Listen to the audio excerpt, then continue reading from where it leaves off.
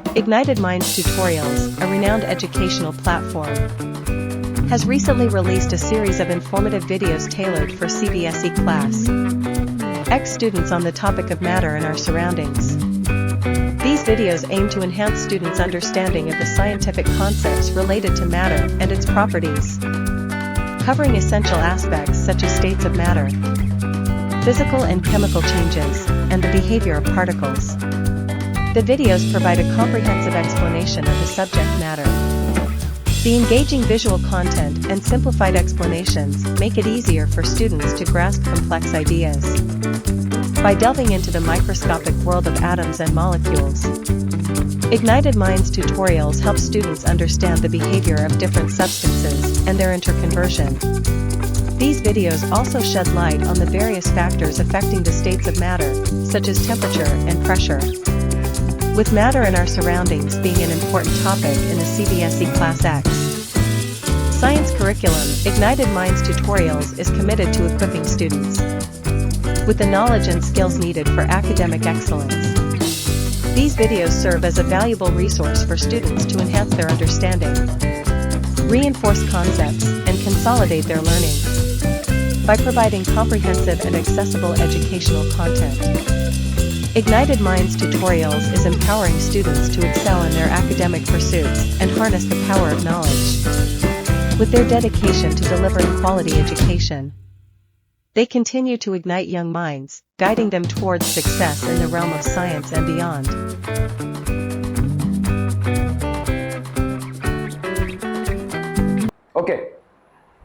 Okay मुझे कोई दिक्कत नहीं है आपके बैठने से, मैं सिर्फ बता रहा हूं आपको, ठीक है। Okay, applying pressure reducing temperature can liquefy a gas. हम मैटर इन सराउंडिंग्स पढ़ रहे थे, तो मैटर इन सराउंडिंग्स में अगर आप प्रेशर अप्लाई करते हैं तो समझ लो कि कोई गैस है, देखो ठीक है, कोई गैस है और इसमें आप क्या कर रहे हो, अप्लाई प्रेशर कर रहे हो। तो प्रेशर जब अप्लाई करोगे तो क्या हो जाएगा, तो यहां पे आपने क्या कर दिया, वेट्स इंक्रीज कर दिया। जब आपने वेट्स को इंक्रीज कर दिया और पिस्टन को नीचे लेकर जा रहे हो, सो व्हाट विल हैपन, ये आपके कंप्रेशन हो जाएगा। मतलब ये लिक्विड मॉलिक्यूल्स, ये गैसेस मॉलिक्यूल्स अभी ज्यादा क्लोज आ जाएंगे। When they come close together, they will tend to liquefy. ये आपका लिक्विफाई होने की कोशिश करेंगे, ठीक है। So applying pressure and reducing temperature, जब आप टेम्परेचर को रिड्यूस करते हो तब भी ऐसा इफेक्ट आता है, ठीक है। तब आप क्या कर रहे हो, गैस में से हीट को निकाल रहे हो। तो हीट जब आप निकालते हो तो एक्चुअली में क्या निकलता है, काइनेटिक एनर्जी। काइनेटिक एनर्जी अगर निकल जाएगा तो गैस काइनेटिक एनर्जी की वजह से जो चितर बितर है, हीट निकल गया, काइनेटिक एनर्जी निकल गया, तो अभी उन लोग क्लोज आने लगेंगे। जैसे क्लोज आने लगेंगे तो लिक्विफाई होने लगेगा, ठीक है। So gases can be liquefied by applying pressure, ठीक है। On applying pressure and decreasing temperature, carbon dioxide solidifies, और इसी को अपन क्या बोलते हैं, solid carbon dioxide. This is known as solid carbon dioxide. They are stored under high pressure. इसको अपने को ड्राई आइस भी बोलेंगे। Why we call it dry ice, any reason? Solid carbon dioxide को अपन ड्राई आइस क्यों बोलते हैं? उसमें पानी नहीं। तो अगर आप देखो, समझो, अगर आलू को स्टोर करके रखना है, आलू को, ठीक है, कोल्ड स्टोरेज, मतलब आपने आइस में स्टोरेज डाल दिया तो क्या हो जाएगा, आइस में से पानी निकलेगा और ये पानी खराब कर डालेगा इसको। लेकिन अगर आपने कार्बन डाइऑक्साइड में इसको स्टोर किया तो उसमें से पानी नहीं निकलेगा, क्योंकि पानी है ही नहीं, ठीक है। तो वो बराबर कूलिंग भी देगा और इसको डिस्ट्रॉय भी नहीं होने देगा। तो सॉलिड कार्बन डाइऑक्साइड बहुत जगहों पे आपका as a cooling agent use होता है, ठीक है। So they are stored under high pressure. Solid carbon dioxide gets converted directly to gaseous state on decrease of pressure to 1 atmosphere without coming into liquid state. तो actually में solid carbon dioxide आपका क्या है, solid carbon dioxide is basically what people, हम solid carbon dioxide is a sublime solid. Dry ice तो है लेकिन Sublime है। सबलाइम मतलब क्या होता है, अगर आप सॉलिड को हीट करते हैं और वो डायरेक्टली लिक्विड बनता है तो इसको अपन बोलते हैं सब्लिमेशन। तो अगर आप सॉलिड कार्बन डाइऑक्साइड को हीट करेंगे, वो directly, sorry gas, I am so sorry, directly gas में कन्वर्ट होता है, ठीक है। So this is basically a sublime solid. Hence solid carbon dioxide are known as dry ice. इसीलिए वो लिक्विड बनता ही नहीं है, वो सीधा सॉलिड में आएगा या तो गैस स्टेट में आएगा, वो लिक्विड स्टेट में एग्जिस्ट ही नहीं करेगा, ठीक है। तो सॉलिड कार्बन डाइऑक्साइड डायरेक्टली आपका क्या बन जाएगा, गैसियस कार्बन डाइऑक्साइड, ठीक है, हीट करेंगे तो solid carbon dioxide directly gets converted to gaseous carbon and this process is known as sublimation. This process is known as sublimation. इस प्रोसेस को अपन क्या बोलेंगे, सबलिमेशन, ठीक है। ओके, तो ये आपका देखो सॉलिड कार्बन डाइऑक्साइड है। सबलिमेशन होता क्या है, देखो सॉलिड्स का डायरेक्टली गैसेस में कन्वर्जन होना, इसको अपन बोलते हैं sublimation. A change of state directly from solid to gas without changing into liquid state और vice versa is known as sublimation. ठीक है, तो सॉलिड को आप हीट करेंगे तो जनरली लिक्विड में कन्वर्ट होता है, लिक्विड को आप हीट करेंगे तो जनरली गैसियस फॉर्मेट में कन्वर्ट होता है। लेकिन अगर कोई सॉलिड डायरेक्टली गैसियस फॉर्मेट में कन्वर्ट हो रहा है तो उसको अपन क्या बोलेंगे, सब्लाइम सॉलिड। ठीक है, ओके। सो आप देखो यहाँ पे एग्जांपल्स ऑफ सब्लिमेटरी सब्सटेंसेस क्या क्या है। अमोनियम क्लोराइड, ठीक है, बहुत इंपॉर्टेंट है, इसका नोट बना लीजिए। NH4Cl है ये सब्लाइम सॉलिड है, मतलब ये डायरेक्टली सॉलिड से गैसियस स्टेट में कन्वर्ट होगा। और क्या है बच्चा पार्टी, एंथ्रासीन। ठीक है, anthracene also gets converted. Camphor, कपूर जिसको हम बोलते हैं, जो दिया बत्ती आप जलाते हैं, कपूर भी basically directly converted into gaseous state. Then we have carbon dioxide जिसको हम ड्राई आइस बोलते हैं। ठीक है, देन वी हैव आयोडीन। ठीक है, ठीक है, ये सारे आपके एग्जांपल्स हो गए of sublime solids, the solids which can directly get converted from solid to gaseous state. ठीक है, तो आपका यहाँ पे देखो सॉलिड का डायरेक्टली कन्वर्जन होता है। नैप्थलीन बॉल्स, ठीक है, are kept in toilets. What's the reason, toilets में नैप्थलीन बॉल्स को रखने का रीजन क्या है, क्योंकि naphthalene balls are sublime solids, तो वो स्मेल निकलता है। ठीक है, naphthalene balls are sublimatory substances, so it changes to gaseous state and spreads its fragrance throughout the washroom giving us a pleasant aroma। क्योंकि वॉशरूम में जनरली बैड स्मेल आता है अमोनिया की वजह से, और सब्लाइम सॉलिड जो नैप्थलीन बॉल्स होते हैं वो उनका स्मेल अच्छा आता है, तो वो मतलब डायरेक्टली सॉलिड से वो गैसियस स्टेट में कन्वर्ट हो रहे हैं, इसीलिए वहां के दुर्गंध को वो भगाते हैं। ठीक है, ओके ओके। सब्लिमेशन बेसिकली होता क्या है, देखो जैसे समझ लो आपने यहाँ पे अमोनियम क्लोराइड लिया और एक चाइना डिश लिया, ठीक है, और इस पे आप भाई साहब इसको हीट करोगे तो आपको क्या दिखेगा, ये अमोनियम क्लोराइड बेसिकली कन्वर्ट हो जाएगा गैसियस स्टेट में और यहाँ पे डिपॉजिट होने लगेगा। ये कूलर पार्ट से देखो ये सॉलिड से सीधा गैसियस स्टेट में कन्वर्ट हो जाएगा and it will start depositing on the cooler parts of the funnel. ठीक है, because it is a sublime solid, it is a sublime solid. ठीक है, कॉटन प्लग अगर आपने रख दिया यहाँ पे, मतलब इसको एस्केप करने नहीं दे रहे हैं, तो आपको क्या दिखेगा, to prevent the ammonium chloride vapours from escaping into the atmosphere. ठीक है, तो आपका यहाँ पे ammonium chloride vapours collects on the inner sides of the funnel in the form of sublimate and can be remove. इसको अपन remove कर सकते हैं। ठीक है, this can be remove. Clear है, क्लियर है, क्लियर है। Evaporation, now what is evaporation people? Evaporation एक सरफेस फिनोमिना है, ठीक है, is a process by which liquid gets converted into gaseous form at any temperature.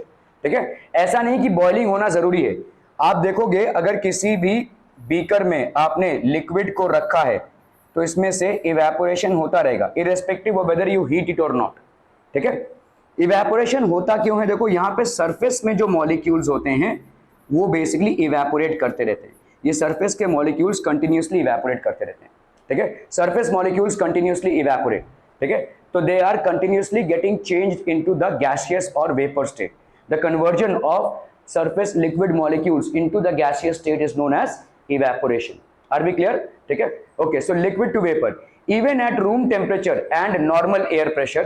ठीक है, अगर आपने रूम टेम्परेचर रखा हुआ है और नॉर्मल एयर प्रेशर रखा हुआ है तो liquid gets converted into vapour phase. ठीक है, प्रोसेस ऑफ इवेपोरेशन, ये समझ लीजिए आपका लिक्विड है, ये आपका लिक्विड है भाई साहब। ठीक है, हाई एनर्जी मॉलिक्यूल्स हैं, molecules at the surface absorb heat energy from the room temperature.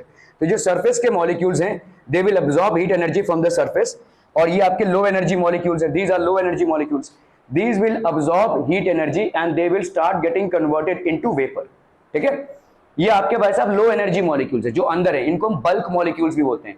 जो ऊपर है वो एनवायरमेंट से हीट को अब्सॉर्ब करेंगे और वेपर में कन्वर्ट हो जाएंगे। ठीक है, they will basically get converted into vapour format, और इसी प्रोसेस को अपन क्या बोलते हैं, इवेपोरेशन।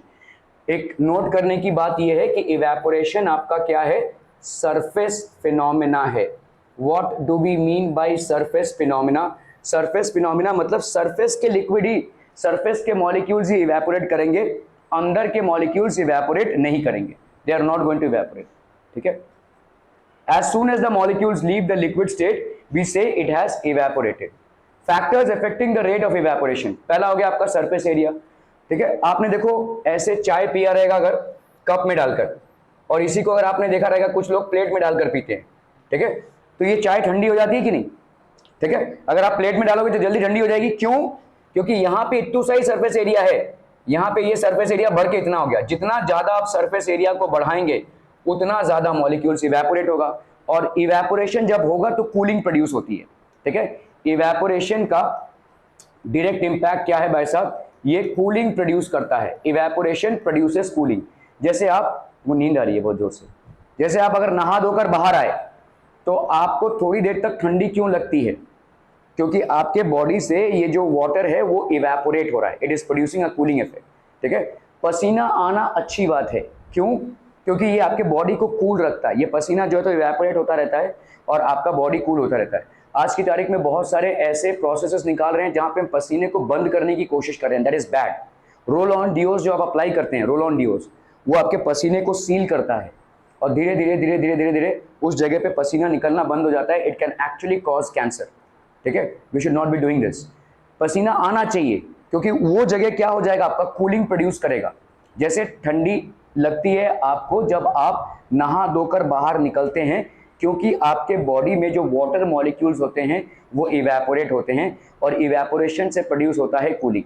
इसी तरह से जो पसीना आपके बॉडी में जमा होता है जब वो इवेपोरेट करता है तो उस इवेपोरेशन से प्रोड्यूस होती है कूलिंग।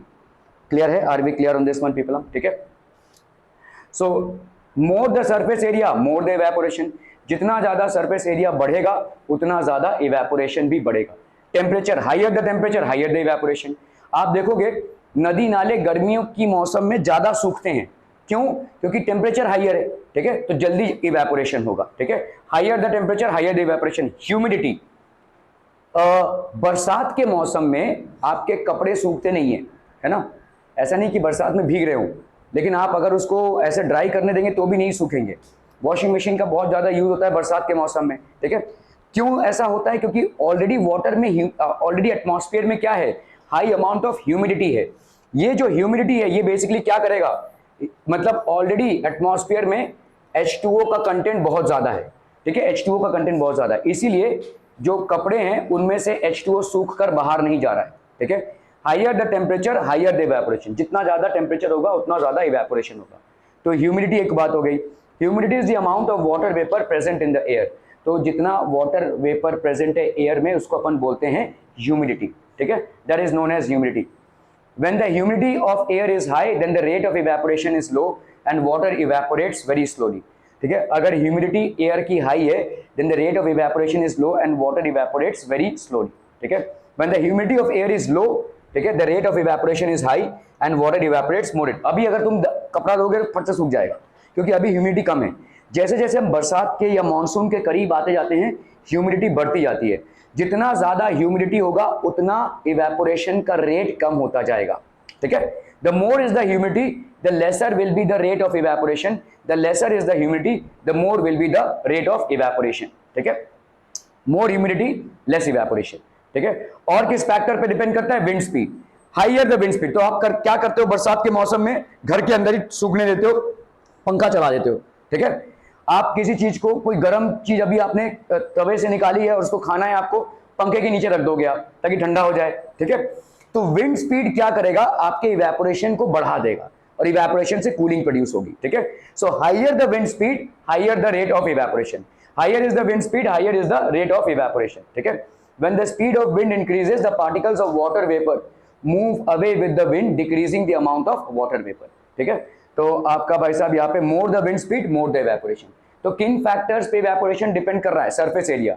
आपने चाय की प्याली ली, उसमें चाय भरा हुआ है, इसको आपने भाई साहब सरफेस एरिया को बढ़ा दिया तो क्या हो जाएगा, इवेपोरेशन बढ़ जाएगा। Higher the surface area higher the evaporation. आपने अगर टेम्परेचर को बढ़ाया तो भाई साहब ज्यादा इवेपोरेशन होगा। ठीक है, ह्यूमिडिटी को बढ़ाया, ह्यूमिडिटी मतलब क्या होता है, amount of water vapour in the atmosphere. अगर ह्यूमिडिटी बढ़ेगा इवेपोरेशन कम होगा, अगर ह्यूमिडिटी कम होगा तो इवेपोरेशन बढ़ेगा। विंड स्पीड, अगर विंड स्पीड को बढ़ाया तो भी इवेपोरेशन बढ़ेगा। क्लियर है, are we clear? Okay okay okay, just one moment people.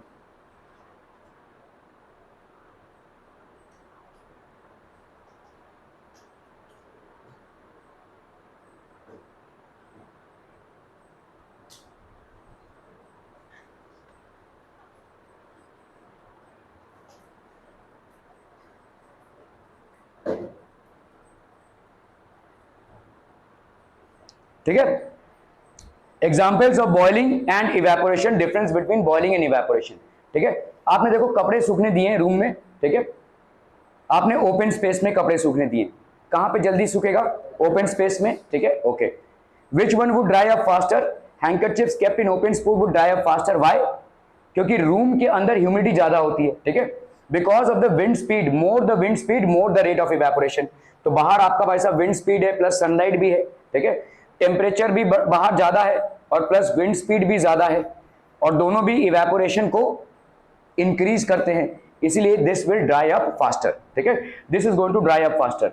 Okay, जैसे आपका देखो यहाँ पे है रेनी डे है ये, ठीक है, तो ह्यूमिडिटी ज्यादा है, ये बहुत धीरे धीरे ड्राई होगा, ठीक है।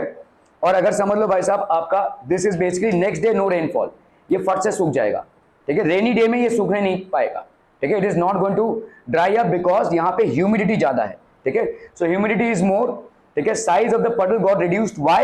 Because in this case the humidity is more and hence rate of evaporation is low. Here the humidity is less and hence the rate of evaporation is higher, ठीक है। So what happened to the size of the puddle? It reduced, ठीक है, it reduced because of its surface area, less the surface area, less the rate of evaporation, उतना ही less होगा आपका rate of evaporation. Why do we pour hot tea in a saucer? जब भी हमको जल्दी जल्दी चाय पीना रहेगा तो हम भाई साहब प्लेट में डालकर पीते हैं, क्यों? क्योंकि जैसे ही हम इसको प्लेट में डालेंगे उसका सरफेस एरिया बढ़ जाएगा, सरफेस एरिया बढ़ जाएगा तो रेट ऑफ इवेपोरेशन बढ़ जाएगा, ठीक है। So we pour it in order to, okay, तो जैसे हमने इसको पोर किया, more the surface area more the evaporation, ठीक है। Vaporisation is what people change of state from liquid to gas, ठीक है।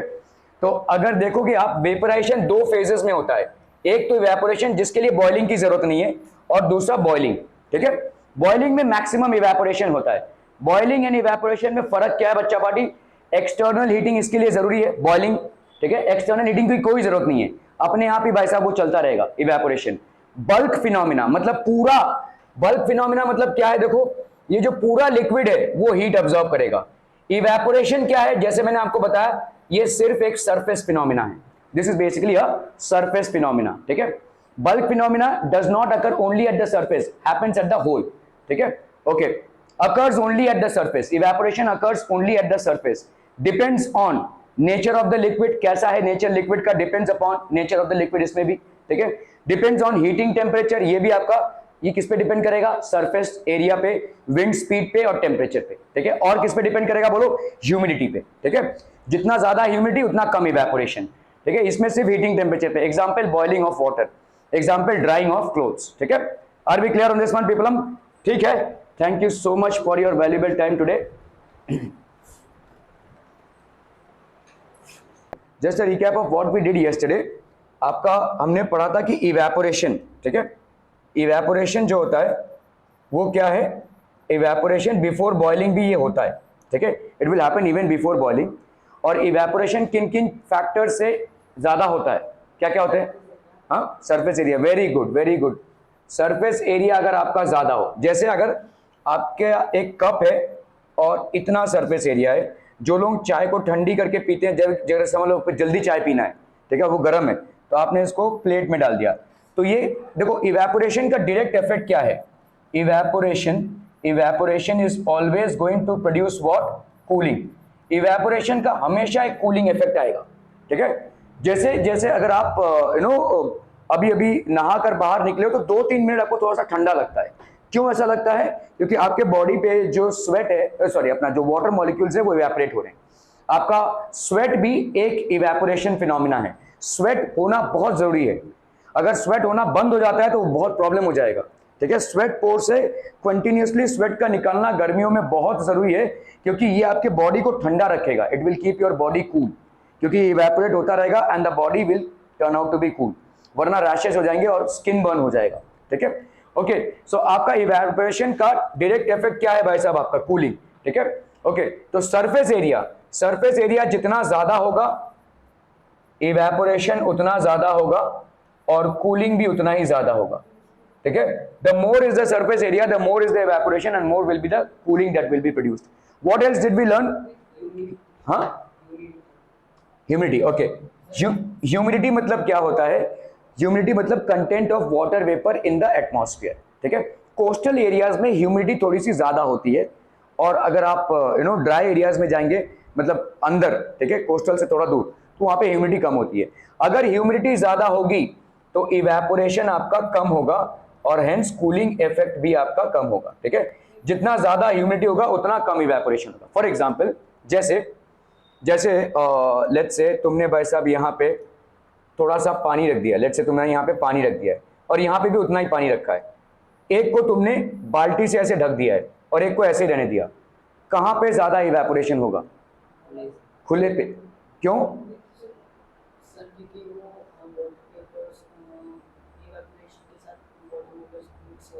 तो ओके, यहां पे क्या हो रहा है? देखो इवेपोरेशन हो तो रहा है लेकिन यहां पे ह्यूमिडिटी ज्यादा हो रही है।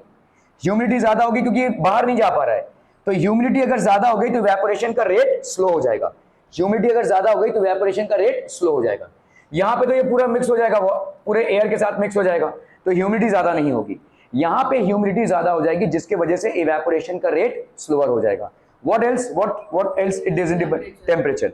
अगर आप टेम्परेचर को बढ़ाएंगे तो इवेपोरेशन बढ़ेगा, ठीक है। टेम्परेचर को बढ़ाएंगे तो इवेपोरेशन बढ़ेगा। आपने सुना होगा नदी नाले सूख जाते हैं, ठीक है, गर्मियों के मौसम में। क्यों ऐसा हो रहा है? क्योंकि गर्मियों के मौसम में टेम्परेचर बढ़ रहा है, तो ऑब्वियसली आपके नदी नाले जो है तो सूख जाएंगे, ठीक है। क्लियर है? और क्या है? Wind speed. Very good. Wind speed अगर आप बढ़ाएंगे तो इवेपोरेशन बढ़ेगा, ठीक है। जैसे अगर आप जब बाहर से आते हैं और आप फैन के नीचे बैठते हैं तो आपको थोड़ा सा ठंडा लगता है। It is not because the fan is actually giving you any cold air, it is because the sweat is evaporating। आपका स्वेट जो है तो जल्दी इवेपोरेट होगा। अगर आप फैन के नीचे नहीं बैठेंगे तो थोड़ी गर्मी लगेगी, पसीना आएगा, ठीक है, लेकिन आपका सिर्फ पसीना ही आएगा। लेकिन अगर फैन के नीचे बैठेंगे तो क्या होगा? ये पसीना जल्दी इवेपोरेट होगा और इवेपोरेशन का डायरेक्ट इफेक्ट क्या होता है? कूलिंग, ठीक है। सो ये सारी चीजें हैं जो हमारे इवेपोरेशन को इंपैक्ट करती हैं। More the wind speed, more the evaporation, more the temperature, more the evaporation, more the humidity, lesser the evaporation। और आपका क्या हो गया भाई साहब? Surface area, more the surface area, more the evaporation, ठीक है। सो ये सारी चीजें हमने कल डिस्कस की थी। अभी हम यहाँ पे बॉइलिंग और इवेपोरेशन को समझेंगे, ठीक है। Difference between boiling and evaporation, और बॉइलिंग और इवेपोरेशन में क्या क्या डिफरेंसेस है उसको भी समझेंगे। ये सबका डाउट था, क्या था? नहीं, जो चैप्टर डिस्कस हो रहा है उसी पे डाउट करते हैं, ठीक है, not from the other chapter. when we will do with that, तब हम पढ़ेंगे उसको, ठीक है। Don't mix it up. Clear है? बॉइलिंग और इवेपोरेशन में आपका एग्जांपल्स क्या क्या है, ठीक है, एंड डिफरेंसेस बिटवीन। इस चैप्टर से कोई डाउट है तो पूछ लीजिए, ठीक है। Okay, let's go ahead people. तो आपका जैसे ये रूम है, ठीक है, इसका ओपन स्पेस है। which one would dry up faster? obviously the one which is in open space, ठीक है, क्योंकि रूम में क्या हो रहा है? ह्यूमिडिटी ज्यादा बढ़ रही है। Handkerchief kept in open space would dry up faster। why? Because of the wind speed. तो यहाँ पे आपका विंड स्पीड है, ठीक है, मोर the wind speed more the rate of evaporation. ये आपका रेनी डे जो कल हमने देखा था, देखो रेनी डे में ये इवेपोरेट नहीं होगा जल्दी, यहाँ पे ये जल्दी इवेपोरेट हो जाएगा। क्यों? क्योंकि रेनी डे में ह्यूमिडिटी ज्यादा है। ह्यूमिडिटी ज्यादा है तो इवेपोरेशन कम होगा। यहाँ पे रेनी डे में ह्यूमिडिटी कम है तो इवेपोरेशन ज्यादा होगा। नेक्स्ट जिस दिन रेनफॉल नहीं होगा, ठीक है, यहाँ पे आपका रेनी डे में ह्यूमिडिटी ज्यादा है तो आपका क्या हो जाएगा? ह्यूमिडिटी ज्यादा है तो आपका इवेपोरेशन का रेट कम हो जाएगा, ठीक है। Okay okay okay. What happened to the size of the puddle? Size of the puddle got reduced. Why? Humidity की वजह से, ठीक है। Okay, because of its surface area, lesser the surface area lesser the rate of evaporation, ठीक है। Okay okay okay. Why do we pour hot tea in a saucer? Plate में क्यों डालते हैं? ताकि वो ठंडा हो जाए, ठीक है। तो अगर समझ लो आपका सॉसर है, ये आपका लेट से कप है, इसको आपने भाई साहब इसमें प्लेट में डाला, ठीक है, तो ये आपका सॉसर है, ये प्लेट में डाला तो आपका क्या हो जाएगा? सरफेस एरिया बढ़ गया। Why do we pour hot tea in a saucer? The moment we pour hot tea in a saucer the surface area increases. Surface area भाई साहब आपका इंक्रीज हो गया। अगर सरफेस एरिया इंक्रीज हो गया तो इवेपोरेशन भी आपका बढ़ जाएगा। The evaporation is going to increase. Clear है? Are we clear on this one people? Okay okay okay. So hot tea in a saucer, अगर हम सॉसर में डाल रहे हैं तो आपका क्या हो जाएगा? मोर the surface area more the evaporation. और जितना ज्यादा इवेपोरेशन होगा उतना ज्यादा आपका कूलिंग प्रोड्यूस होगा।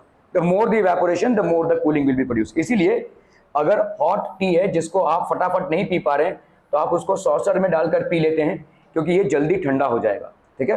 इनफैक्ट कोई भी खाना समझ लिया, आपने खिचड़ी बनाई है, कोई भी खिचड़ी बनाई है, आपने पतीले में उसको रखा हुआ है, ठीक है। लेट्स से आपको उसको सर्व करना है, तो आप उसको क्या करते हैं भाई साहब, प्लेट में डालते हैं। ये आपने प्लेट में डाल दिया, जैसे आपने इसको फैला दिया तो ये जल्दी ठंडा हो जाएगा, क्योंकि इवेपोरेशन जल्दी होगा। जैसे ही आपने सरफेस एरिया को बढ़ा दिया, इवेपोरेशन विल इंक्रीज। क्लियर है, ठीक है। Okay, so more the surface area more the vaporisation is what people, vaporisation is change of state from liquid to gas. So what is vaporisation? The change of state from liquid to gas is known as vaporisation. तो vaporisation के दो phenomenas हैं, दो cases में vaporisation होता है, एक होता है आपके बॉइलिंग में और दूसरा होता है आपके इवेपोरेशन में। इवेपोरेशन को बॉइलिंग की जरूरत नहीं है, इवेपोरेशन इवन विदाउट बॉइलिंग होगा। देखो जैसे आपके नदी नाले जो हैं, जो गर्मियों के मौसम में सूखते हैं, ठीक है, क्या वो बॉयल होकर सूख रहे हैं? Are they boiling and then drying up? No, they are evaporating on their own. तो इवेपोरेशन आपका क्या है? That will be basically a surface phenomena. Evaporation is basically a surface phenomena. ये सरफेस में से आपका कंटिन्यूअस इवेपोरेशन हो रहा है, ठीक है। और बॉइलिंग क्या होता है? बॉइलिंग में मतलब आप क्या होते हैं, इसको हीट कर रहे हैं और हीट करते करते आप एक ऐसे टेम्परेचर पे आते हैं जहां पे the liquid starts to boil, ठीक है, the liquid starts to boil. तो boiling and evaporation, boiling and evaporation, यहां पे बॉइलिंग में you require external heating, external heating is required. Evaporation external heating not required. ठंडी के मौसम में भी इवेपोरेशन होगा, गर्मी के मौसम में भी इवेपोरेशन होगा, एक्सटर्नल हीट की जरूरत नहीं है, no external heating is required, ठीक है। Okay, what else people? Bulk phenomena. अभी इसको समझिए, बॉइलिंग क्या है, ठीक है, व्हाट इज बल्क फिनोमिना। अभी समझो यहाँ पे सरफेस में मॉलिक्यूल्स हैं और यहाँ पे अंदर जो मॉलिक्यूल्स हैं, ये जो अंदर वाले मॉलिक्यूल्स हैं इनको अपन क्या बोलते हैं? बल्क। और ऊपर जो सरफेस पे हैं इनको हम क्या बोलते हैं? सरफेस, ठीक है। जब आप बॉयल करते हो तो ये बल्क मॉलिक्यूल्स भी इन्वॉल्व होते हैं। इवेपोरेशन में सिर्फ और सिर्फ सरफेस के मॉलिक्यूल्स इन्वॉल्व होते हैं। Evaporation is a surface phenomena, boiling is a bulk phenomena, पूरा लिक्विड इन्वॉल्व होगा। इवेपोरेशन में सिर्फ सरफेस के मॉलिक्यूल्स इन्वॉल्व होंगे। In evaporation only the surface molecules will participate, in boiling the bulk molecules are going to participate. ये पूरा पूरा bulk जो होगा वो मॉलिक्यूल आपका पार्टिसिपेट करेगा, ठीक है। Okay, does not occur at the surface, does not occur only at the surface, it happens as a whole, ठीक है। तो इसको अपन बोलेंगे बॉइलिंग। Are we clear? क्या हो गया भाई साहब? सरफेस फिनोमिना, ये भाई साहब आपका क्या हो जाएगा? This is a pure surface phenomena, occurs only at the surface, depends on, किन किन चीजों पे डिपेंड करेगा भाई साहब? Boiling, nature of the liquid, क्योंकि अलग अलग लिक्विड के अलग अलग बॉइलिंग पॉइंट्स होते हैं, so it will depend upon the nature of the liquid, it will depend upon the nature of the liquid, yes. Heating temperature, ठीक है, यहाँ पे भी भाई साहब सरफेस एरिया पे डिपेंड करेगा, ठीक है, हीटिंग टेम्परेचर पे नहीं। हमने पढ़ा यहाँ पे इवेपोरेशन किन किन चीजों पे डिपेंड करेगा? Surface area, wind speed, humidity and temperature, ठीक है, और ह्यूमिडिटी, ये सारी चीजों पे अगर सरफेस एरिया बढ़ा तो आपका इवेपोरेशन भी क्या होगा? बढ़ेगा। विंड स्पीड बढ़ा तो आपका इवेपोरेशन भी क्या होगा? बढ़ेगा। टेम्परेचर बढ़ा तो इवेपोरेशन भी बढ़ेगा। ह्यूमिडिटी बढ़ा तो इवेपोरेशन कम होगा। समझ में आ रहा है ये? ठीक है। This will only depend upon the heating temperature. Example boiling of water, आपका जो वाटर है वो कॉन्स्टेंटली बॉयल हो रहा है। एग्जाम्पल ड्राइंग ऑफ क्लोथ्स, ठीक है। Now examples of evaporation, how does water kept in earthen pot becomes cold during summer. देखो ध्यान से समझो, आप जो सुराहियों में पानी रखते हो ना वो ठंडा कैसे होता है? हाँ क्या क्या? इसका आंसर पता है। हाँ बोलो। सर जब भी मटके के अंदर का वाटर इवेपोरेट होता है, कैसे इवेपोरेट होगा? इवेपोरेट के लिए कौन सा भी बॉइलिंग या हीट लगाने की जरूरत नहीं है।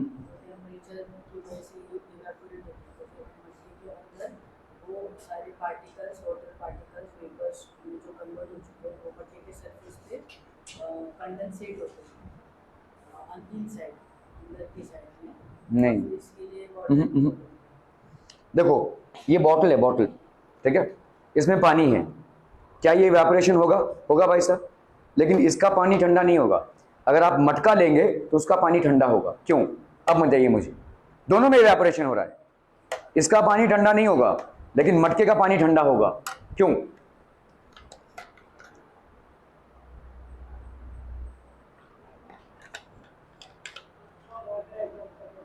नहीं, मटके में ना छोटे छोटे, बहुत छोटे छोटे होल्स होते हैं, इससे पानी का लीकेज नहीं होगा, ऐसे छोटे छोटे होल्स होते हैं। तो मटके में जो पानी है, this vapour is able to escape into the atmosphere, ठीक है। और हमने बोला कि इवेपोरेशन क्या प्रोड्यूस करता है, आपका कूलिंग इफेक्ट प्रोड्यूस करता है, इसीलिए कूल रहेगा, ठीक है। बॉटल्स में जो पानी है, समझ लो किसी बीकर में अगर पानी है, क्लोज बीकर में, यहां पे भी इवेपोरेशन हो रहा है लेकिन ये एस्केप नहीं कर पा रहा है, इसका मतलब ये क्या हो रहा है, फिर कंडेंसेट, तो ये आपका कूलिंग इफेक्ट प्रोड्यूस नहीं कर पा रहा है। यहां पे कूलिंग इफेक्ट इसलिए प्रोड्यूस हो रहा है क्योंकि ये छोटे छोटे होल्स में से छोटे छोटे पोर्स होते हैं, we call them as pores. So through these pores, the water evaporates and produces a cooling effect. ठीक है, through these pores the water evaporates and produces a cooling effect. तो this is basically a मटका, ठीक है।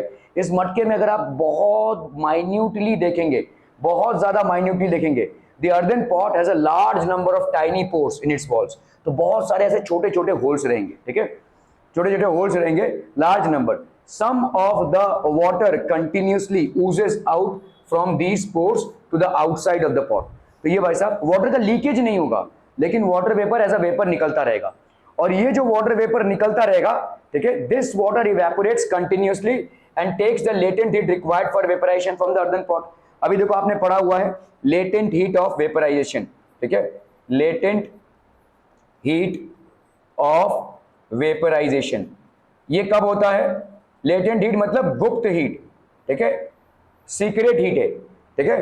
So the amount of heat required when liquid is converted into gas, ठीक है, when liquid is converted into gas when liquid is converted into gas is known as latent heat of vaporization। तो इस gas में convert होने के लिए जो heat चाहिए वो लिक्विड से लेगा वो, और इसीलिए लिक्विड का टेम्परेचर ड्रॉप होगा, कूल होगा, ठीक है। सो कंटिन्यूसली लिक्विड का गैसियस फेज में कन्वर्जन हो रहा है, और इसी की वजह से यहाँ पे लेटेंट हीट ऑफ वेपराइजेशन की वजह से लिक्विड का टेम्परेचर गिरेगा। लिक्विड यहाँ पे कौन, वाटर, ठीक है। So we have learned about this water evaporates continuously and takes the latent heat for vaporisation from the earthen pot and the remaining water loses heat and gets cooled. Remaining water आपका loses heat and gets cooled, ठीक है। तो आपका भाई साहब यहाँ पे क्या हो जाएगा, what do you feel when the spirit is applied on your hand. आपको डॉक्टर इंजेक्शन लगाने के पहले एक स्पिरिट हाथ में लगता है, एक कूलिंग इफेक्ट प्रोड्यूस करता है, क्योंकि ये स्पिरिट फटाक से ड्राई होता है, इसका rate of evaporation is very high, ठीक है। स्पिरिट जो होता है, स्पिरिट इसका rate of evaporation is very high, ठीक है। Spirit applied at that region absorbs latent heat energy from the hand and evaporates, hence that region becomes cold. बंद कर दीजिए, नॉट रिक्वायर्ड, यहाँ पे ध्यान दीजिए, ठीक है। Spirit applied at that region, यहाँ पे जो स्पिरिट आप अप्लाई कर रहे हैं at that region absorbs latent heat energy from the hand, तो ये हैंड से लेटेंट हीट को अब्सॉर्ब करेगा और फट से इवेपोरेट हो जाएगा, तो वो वाला हैंड का जो सरफेस है दैट विल बिकम कूलर, ठीक है, okay. Why do we see water droplets on the surface of the bottle containing cold water. अगर कोल्ड वाटर होगा तो ऐसे आपको वाटर ड्रॉपलेट्स मिलेगा। Why will this happen people, यहाँ पे ऐसा क्यों होगा, क्यों वाटर से लीकेज हो रहा है क्या यहाँ से। तो यहाँ पे है क्या भाई साहब, आपका जो सरफेस है वो बहुत कोल्ड है, और बाहर का जो वाटर वेपर है वो इस कोल्ड सरफेस के साथ कांटेक्ट पे आके क्या हो रहा है, कंडेंसेट हो रहा है। तो मतलब देखो H2O लिक्विड फॉर्मेट में आपका कन्वर्ट होता है H2O इन गैसेस फॉर्मेट, ठीक है, ऑन सप्लाइंग हीट, और इसका रिवर्स भी होता है, अगर हमने इसको कूल किया तो it gets converted into liquid. तो यही H2O जो वेपर फॉर्मेट में है, it gets converted into liquid and hence you see this water droplets, ठीक है। सो ये क्यों हो रहा है, it is due to condensation. तो इस प्रोसेस को अपन क्या बोलते हैं, from gas to liquid it is known as condensation, from liquid to gas is known as evaporation, ठीक है। it is due to condensation, that is water vapor from the air comes in contact with the cold surface of the bottle and hence get condensed into liquid, hence we see water on the surface of the bottle, और इसीलिए आपको surface of the bottle पे क्या दिखता है, water दिखता है, ठीक है। क्योंकि ये जो water vapor देखो यहाँ पे क्या, obviously भाई साहब लीकेज तो नहीं हो रहा है, तो ये water कहाँ से आया। आप भाई साहब एक ग्लास ले लो और उसमें कुछ आइस क्यूब्स डाल दो, तो आपको ग्लास के बाहर भी ऐसे वाटर ड्रॉपलेट्स मिलेंगे। ये क्यों हो रहा है, क्योंकि आजू बाजू जो वाटर वेपर है ये भाई साहब जैसे ही कूलर सरफेस के कांटेक्ट में आता है, ठीक है, तो आपका रिवर्स आएगा। यहाँ पे H2O भाई साहब हीट से क्या हो गया, H2O ये आपका लिक्विड है, H2O basically forms gas and the same time gas basically forms liquid. So this H2O as a vapor or a gas, when it comes in contact with the cold liquid, when it comes in contact with the cold surface, it actually gets converted into a condensation. ठीक है, ये आपका वैसा liquid में it is due to condensation, that is water vapor from the air comes in contact with the cold surface of the bottle and hence gets condensed into liquid, hence we see water on the surface of the bottle. ठीक है.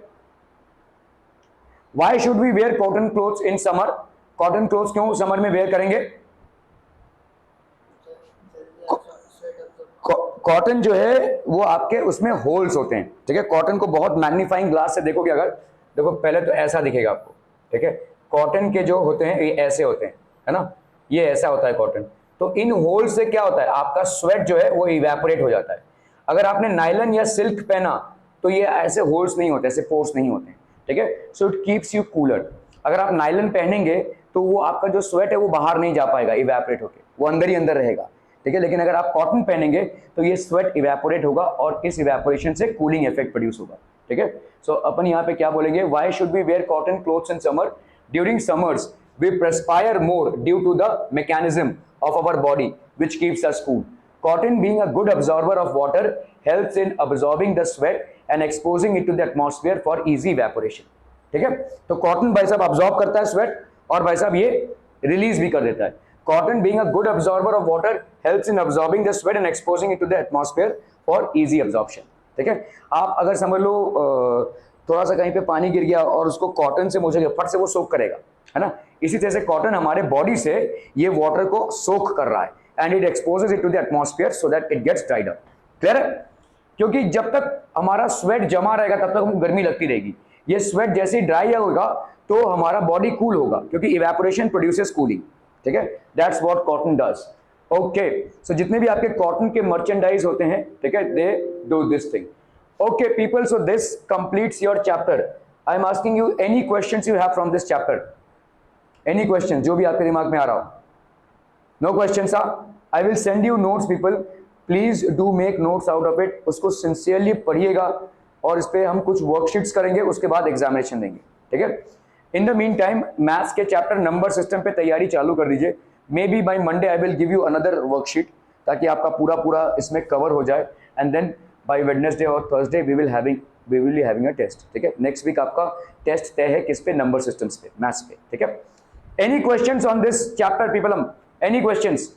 नहीं, कुछ छोटा नहीं, बड़ा वाला question भी पूछ सकते हैं. हाँ, अगर हम इवेपोरेशन से ह्यूमिडिटी, जो ह्यूमिडिटी बढ़ता है तो इवेपोरेशन कम होता है. तो अगर टेम्परेचर बढ़ा तो हमारे लेग्स और वो सब इवेपोरेट हो जाता है. अगर टेम्परेचर बढ़ा तो लेग्स और एयरपोर्ट होती हैं. हाँ, उसमें जो वाटर मॉलिक्यूल्स रहता है उससे ह्यूमिडिटी कम हो जाती है. टेम्परेचर जब बढ़ता है, देखो अभी आपका क्या हो रहा है, टेम्परेचर फटाफट बढ़ रहा है ना. ठीक है, सो अगर हम यहां पे देखें तो ह्यूमिडिटी बढ़ेगी. ये ह्यूमिडिटी बढ़ते बढ़ते तो आपको रेन्स आएंगे. देखो अभी क्या हो रहा है, गर्मी का मौसम है. ठीक है, ये लैंड है समझो, यहां पे सन है, हीट बहुत ज्यादा बढ़ रहा है ना. तो यहां पे जो लेक्स हैं ये इवेपोरेट हो रहे है कि नहीं, ये इवेपोरेट हो रहे हैं, मतलब ये ऊपर जाकर क्या बनेंगे, क्लाउड्स. ठीक है, क्लाउड्स. सीज में, ओशंस में बहुत गर्मी बढ़ रही है तो ये क्लाउड्स बनेंगे. अभी ये क्लाउड्स क्या होंगे भाई साहब, ये क्लाउड्स धीरे धीरे जमा होने लगेंगे. एक बार बना, दो बार बना, ऐसे जमा होंगे. फिर एटमॉस्फेयर में ये आगे बढ़ेंगे, they will continue going ahead. ठीक है, और हमको यही से तो रेन मिलता है. This is what happens as rain.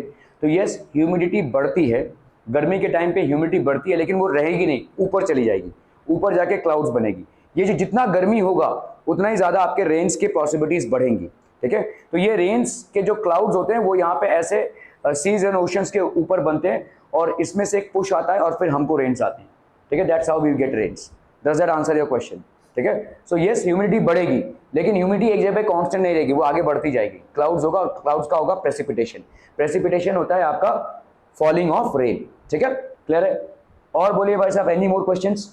No? Okay, ठीक है, जस्ट वन मोमेंट. हाँ,